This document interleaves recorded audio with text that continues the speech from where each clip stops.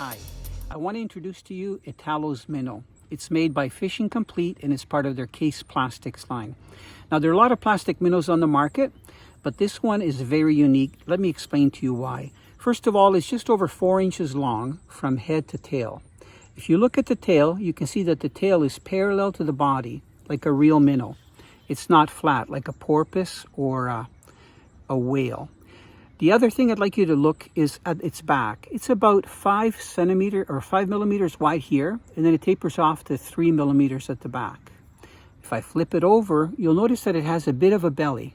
Okay, it's got a bit of a belly here. If I hold it this way, you can see that it's wider here, narrower here. Because it's narrower, even as I'm holding it here in the air, you can see that it gives the tail a really lifelike action. But when you fish it on a jig head and it comes to the bottom, it stands up like this most of the time when it's falling. When you retrieve it through the water column, it'll go from side to side.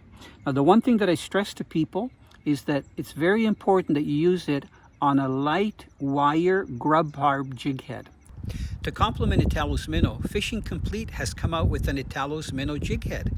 Now this jig head is kind of special because it utilizes an aspirin-shaped jig head. That means that the sides are flat, and it enables them to put a nice eye on the side of the jig head. That eye is important because predator fish will often zero in on their prey and attack it right where the eyes are. You'll also notice that there's a special light wire grub barb. That's to ensure that it doesn't split the Italo's Minnow. A lot of jig heads that have a lead grub barb will actually expand the plastic and break it. The other important thing to look at is that this jig head is a little bit longer than a standard jig head, the actual hook. That means that it's farther back on the Italo's Minnow. And then lastly, you can see that it has a really tiny barb. That's really important if you're using light line because that barb will hold into a fish, but it's much easier to set the hook using light line. Now this jig head will work well if it's dropping, but also if you shake it from side to side, you'll get some really nice action. Let me show you a couple of ways that you can hook the Italo's Minnow on the jig head. The first one is the traditional way, where you take the Italo's Minnow and you butt it right up to the aspirin jig head. You can see that that hook is about halfway back. This is great for all-around jigging, especially in deep water and in fast water.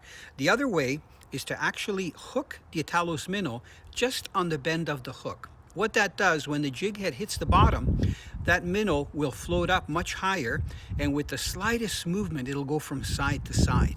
Both techniques work really well to catch fish. Now, there's a big difference if you're choosing jig heads to use with the Italo's Minnow. If you use a round jig head, the Italo's Minnow is going to drop straight down. If you use a planing jig head, it's going to plane from side to side on the drop. So here's two examples of jig heads. The top one is a round one. You can see that they're both equipped with the wire grub barb. The bottom one is shaped like a fish. And when you use it with the Italo's Minnow, it completes it. It looks like a real minnow. And you can see that the profile is really good. What I do is when I cut the Italo's Minnow, I cut it at an angle so that when I push it back, it actually matches the head. You can also see that I've used a loose knot. I prefer to use a loose knot so that that jig can plane from side to side. So this actually gives it a falling motion like this or like this. Still stands up when it hits the bottom, but it planes a little bit. So for the ultimate finesse presentation, you want that jig head to slowly plane because you want to go for a slower drop. When it hits the bottom, you can twitch it a little bit. I tell people just to shake it on the bottom because that's what produces fish. So if you watch it, whether it's the planing head in front of you, you'll see that it has a really nice tail kicking action when it goes from side to side. When it hits the bottom, it stands up. The round jig head really stands up when it hits the bottom because all the weight is at the bottom, so the Italo's Minnow faces up. When a fish grabs it, most of the time it grabs it from the back and overtakes it if you're retrieving it really slowly. Many times, if the fish are not that active, they'll just get hooked on the side of the mouth. But because these are very sharp light wire hooks, you'll usually keep the fish on and you don't have to even set the hook. Just keep the pressure on. I find that a lot of times when I'm finesse jigging or just shaking on the bottom, I'm not even sure that I have a fish on, but when I go to pick up the line, my line is moving left or right. And that's when I have a fish on and I put a little bit more pressure and bring the fish in. Italo's Minnow works especially well for fish that are inactive. Fish that wouldn't normally chase fast-moving lures, they'll come after this, especially if you're working it on the bottom, and they will just inhale it. You can use it different ways. You can cast it and fish it suspended through the water column, especially with this jig head, or you can fish it on the bottom or use it on a drop shot rig. It works great.